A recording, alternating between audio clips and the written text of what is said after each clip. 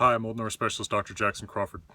I'm here in Colorado's Rocky Mountains sitting on and under the rocks, an environment that will remind one of Jotunheim, the world of the giants, which is often described as being rocky, just as the giants are described as being creatures of the rocks or boulders.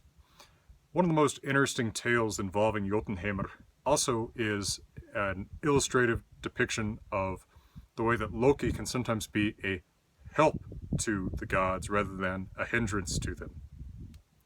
There's a tale that's related in Snorri's Prose Edda that Thor and Loki were traveling together with Thor's two goats, which pull his chariot.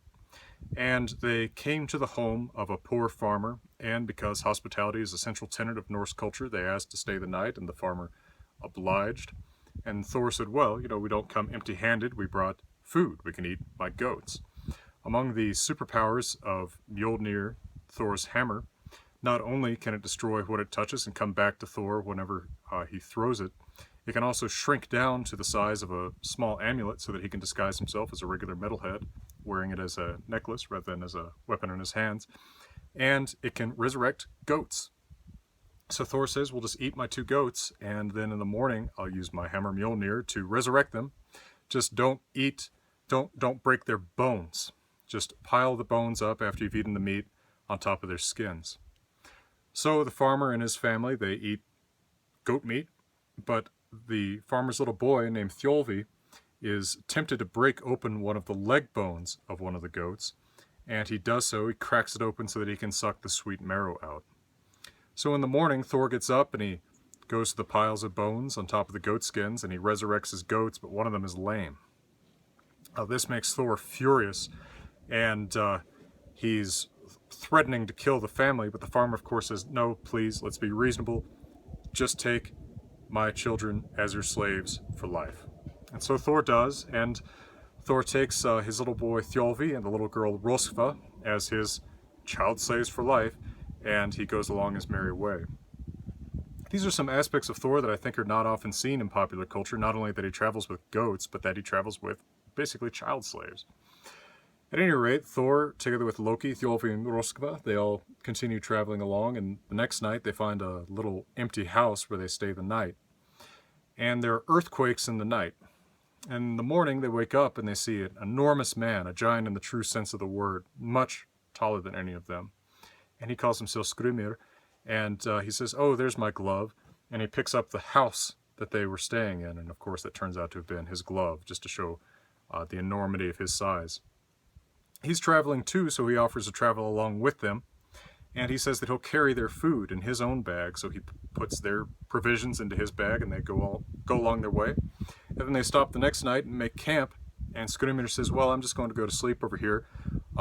Feel free to open up the bag and take whatever you need out of it. So Thor goes and he tries to open the bag, but he's not strong enough. This enormous man is much stronger than he is, and he can't untie the knot that closes the bag. So this makes Thor angry, and he rushes up to the enormous man Skrymir, and he hits him in the head with his hammer Mjolnir. This wakes Skrymir up, but surprisingly, he just says, oh, well, did a leaf or something fall on my head? Is it already time to wake up? It seems early in the night still. And Thor says, oh, no, it was just a leaf or something. Go back to sleep. It's still night. Thor waits for him to go to sleep again, runs up and hits him in the head a second time, and this time Skrymir wakes up and says, I don't know why I decided to put my bag under an oak tree. I guess an acorn fell on me in the night. Is it time to wake up yet, Thor? And Thor says, no, go back to sleep.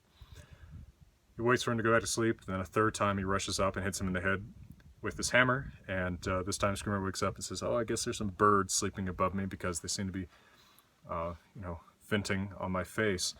Well, looks like it's close to dawn, and Thor, you're up already, so let's get going.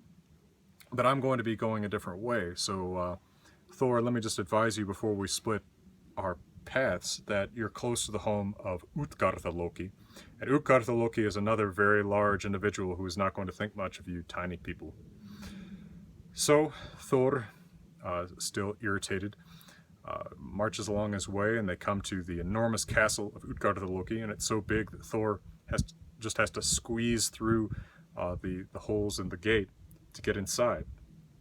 And they get inside and they find Utgarda-Loki in his court, and Utgarda-Loki is indeed extremely huge, just like Skrymir was.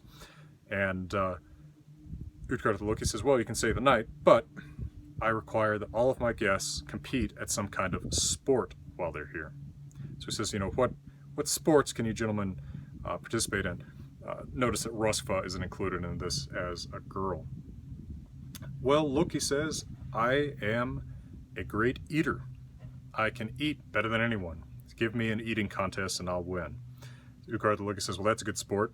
So he fills up a trough, apparently a wooden trough, with meat, and he sets Loki on one side, and he sets a man of his named Loki on the other end. Loki starts eating toward the middle, and he reaches the middle, but by the time he reaches the middle and he's eaten all the meat on his half of the trough, Loki has eaten through not only the meat, but also the bones and the trough itself on the other half. So Loki loses the eating contest.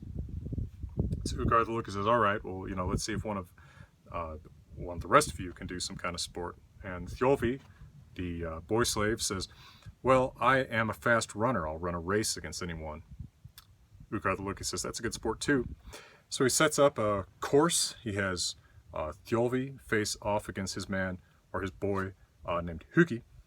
And Thjolfi starts to run, but by the time that he's run a lap, Hugi's already lapped him.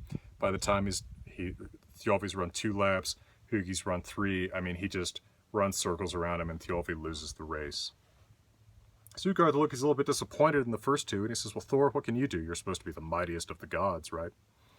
And Thor says, well, among my many achievements, I am a great drikkjumaður, drinking man, and I will drink against anyone you want to face against me. And Utgarda-Loki says, well, that's a good sport too, so here's how we're going to test your drinking.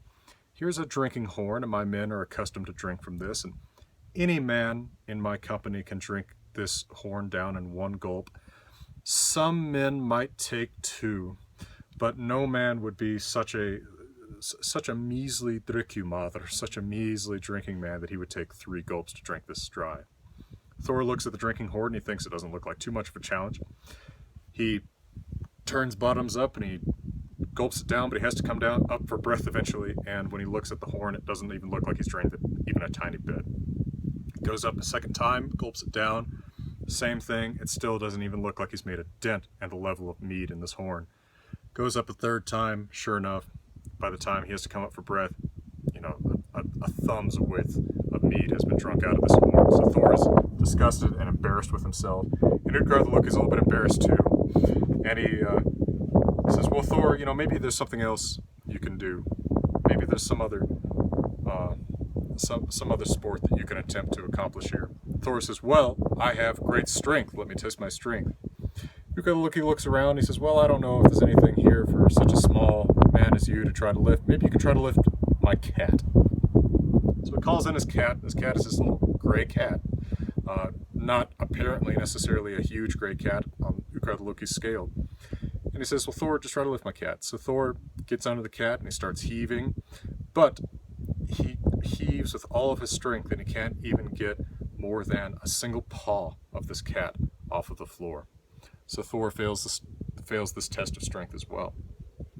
Now Thor says, well, now I'm angry, so how about this? I'll wrestle anybody in your company that you want me to wrestle. Utgarda-Loki looks around and he says, well, I don't see anyone here who, it would be fair to ask you to fight, given your dimensions and obvious lack of strength. How about you wrestle my grandmother? So he calls in his grandmother, who's this old lady named Eli, and Thor faces off against Eli, but Eli practices some jujitsu or something on him, and she gets him in all these different locks and such, and finally Thor has to tap out. So Thor and his companions are all thoroughly embarrassed by this, but they stay the night with Utgarda-Loki, and the next morning they get up and they go, and Utgarda-Loki sees them out, and he says, I have a confession to make to you, Thor. I have been using magic to deceive you. In fact, I was that enormous man Skrymir, and I've just been using magic to make myself look so huge.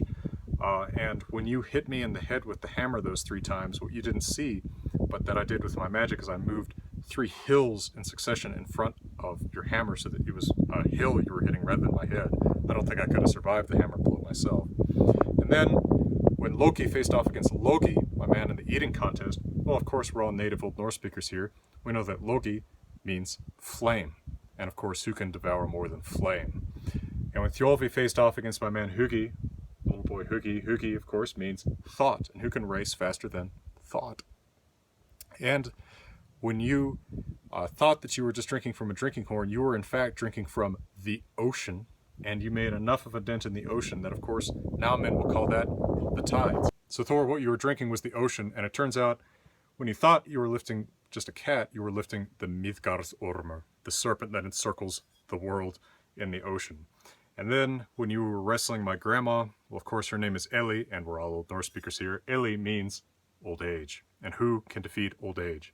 Not even the gods, who have to eat the apples of Idun in order to avoid the fate of aging. So Thor is angry and he swings his hammer, but Utgard-Loki uses his magic once more to disappear. So it's a strange, entertaining little story.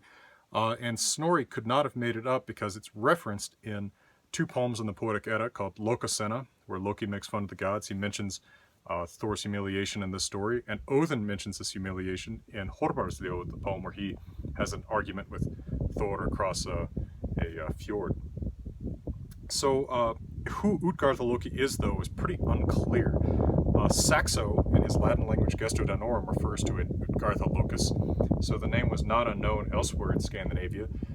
But is he Loki? Is he related to Loki in some way? It's difficult to say. Utgard means outside the enclosure. So is this the Loki from outside the enclosure of the gods, i.e. outside Ósgarður? Hard to say, because Loki is there with Thor, and he's siding with Thor in this particular adventure. So it remains a curious mystery, but it's a story that probably does have a fairly old provenance.